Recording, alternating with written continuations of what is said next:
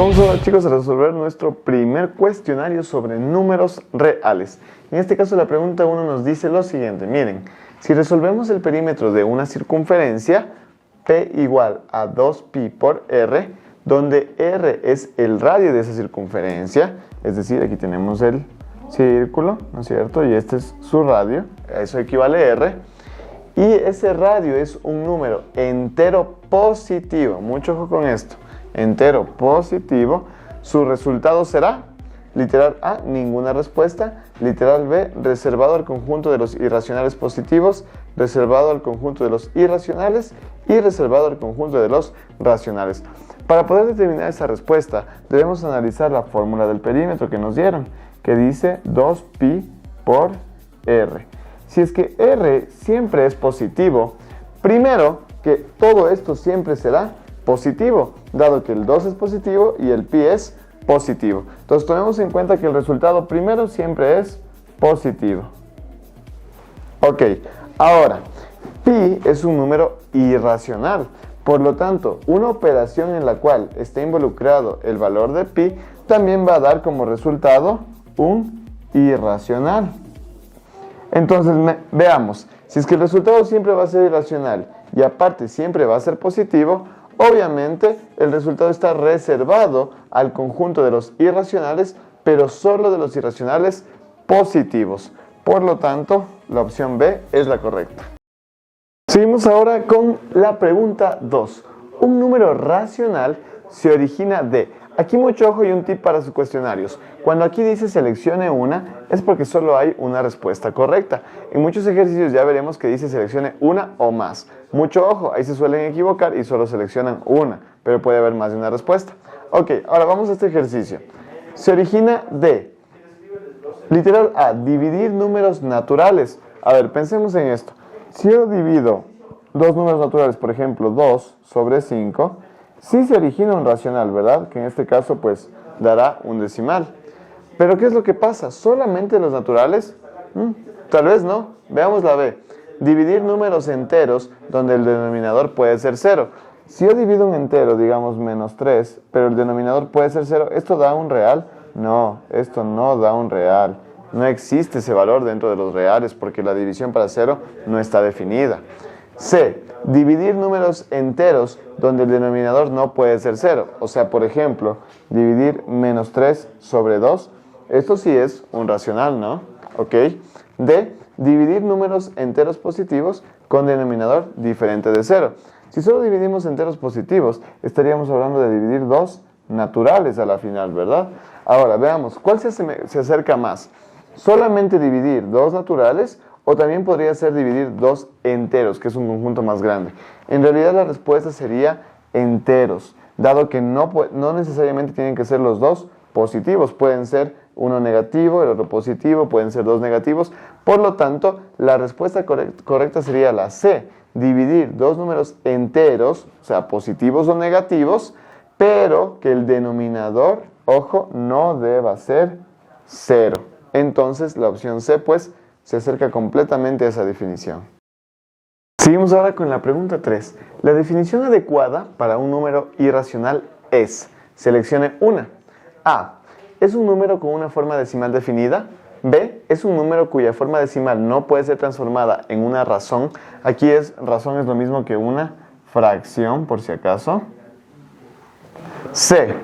¿Es un número que puede transformarse en un complejo? D. Es un número que no es real. La opción D ya estaría descartada porque los irracionales sí son números reales. Ahora, analicemos, ¿cuáles eran los irracionales?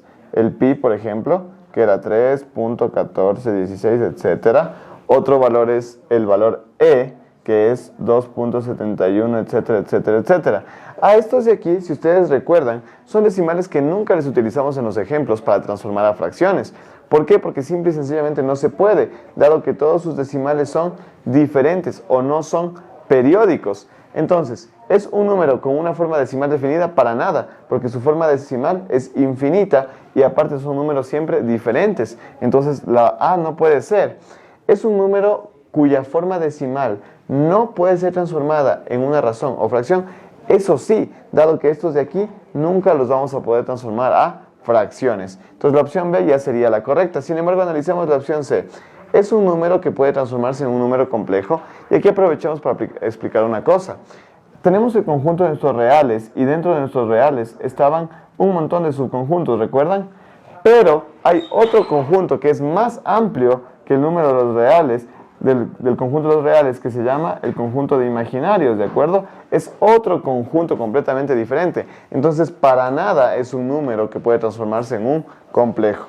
Por lo tanto, la opción B es nuestra opción correcta. Ahora seguiremos con la pregunta 4. El conjunto de los números complejos es. Antes de leer en este caso las opciones, voy a explicar qué es el conjunto de los números complejos. Aquí tenemos a los complejos y dentro de este está los reales, que son los que estuvimos estudiando, y los imaginarios. De hecho, el complejo se forma de un real con un imaginario, ¿de acuerdo? Tomando en cuenta eso, vamos a leer las opciones. A. ¿Es igual al conjunto de los números reales? No, porque los números complejos son más grandes. B. ¿Es igual al conjunto de los racionales? Tampoco, porque de hecho los racionales son un subconjunto de los reales, o sea, es un conjunto más pequeño todavía. C. ¿Es la suma de un número real y un número complejo? Ahí sí estamos de acuerdo, porque miren, los complejos, como les digo, se componen de un real y de un imaginario. Por lo tanto, la opción C es la correcta. Sin embargo, descartemos la D también. ¿Es más pequeño que el conjunto de los números reales? Para nada. De hecho, como les acabo de explicar, el conjunto de los complejos es más grande que los reales.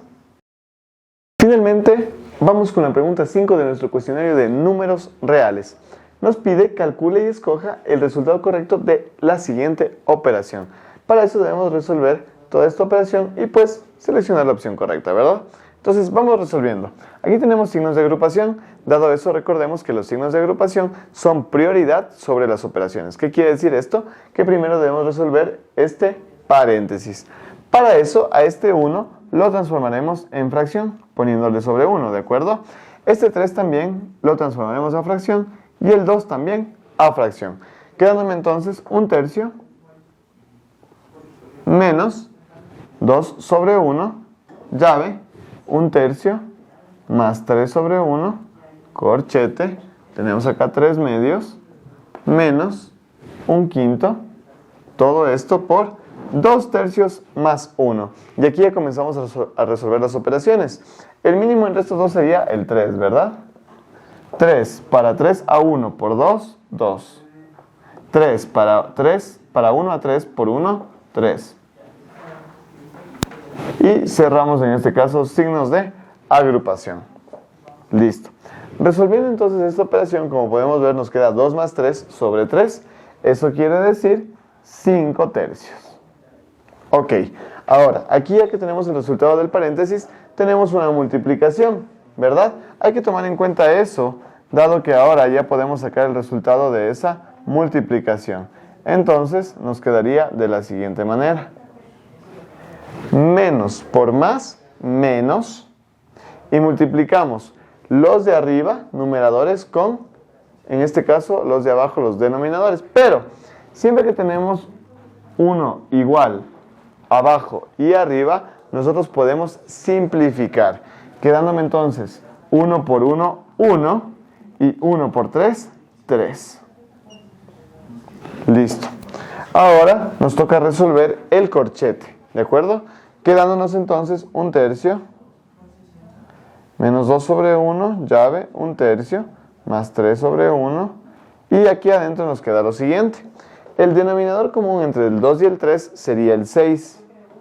6 para 2 a 3 por 3, 9, menos 6 para 3 a 2 por 1, 2.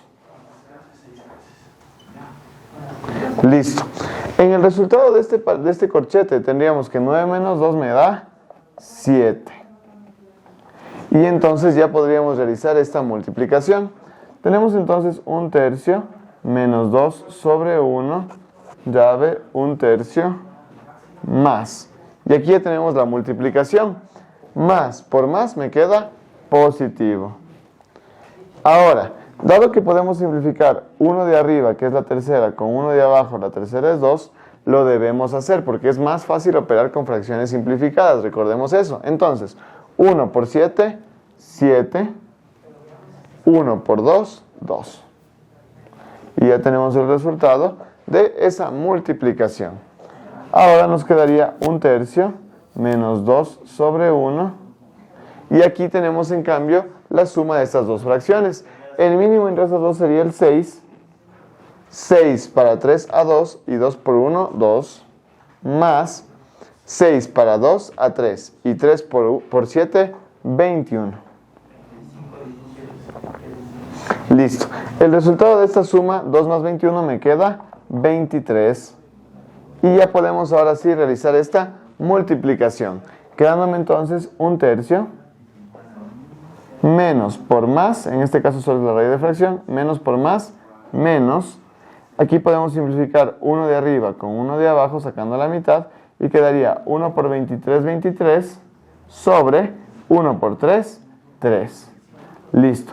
Dado que en este caso nos ha quedado el mismo denominador, lo que debemos hacer es simplemente conservar el denominador y operar numeradores, que en este caso sería 1 menos 23, queda menos 22. Vamos a comparar eso dentro de nuestras opciones de respuesta y como podemos ver, la opción que se ajusta es la opción B, menos 22 tercios.